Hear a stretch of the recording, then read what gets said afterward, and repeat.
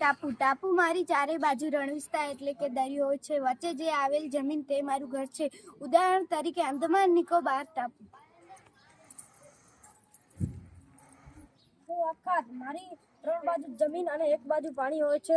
ઉદાહરણ તરીકે ખભાત કચ્છનો અખાત. હું દુક્કર મારી 3 બાજુ સમુદ્ર અને 1 બાજુ જમીન વિસ્તાર હોય છે. ઉદાહરણ તરીકે દક્ષિણ ભારત સૌરાષ્ટ્ર. હું ભૂસી જમીનનો લાંબો છેડો છું. જળ ભાગમાં ફેલાયેલો હોય છે. મને સમુદ્ર રેખા પણ કહે છે. ઉદાહરણ તરીકે કન્યાકુમારી તરીકે. હું પર્વતની હારમાળા વચ્ચે આવેલ ખીણવાળો ભાગ છું. નદી પર્વત ખંડ પર્વત નાની માંડ તથા નદી અને હિમનદીની ઘસરણથી મારી રચના થાય છે. ઉદાહરણ તરીકે કાશ્મીર. સંયોગી ભૂમિ હું બે જળ વિસ્તારને અલગ કરતી સાગડી ભૂમિ પટ્ટી છું. ઉદાહરણ તરીકે પાલન. સમુદ્ર ધુની હું બે જળ વિસ્તારને સાંકડી જળપટ્ટીની જોડું છું. ઉદાહરણ તરીકે પાલકરની સમુદ્ર ધુની.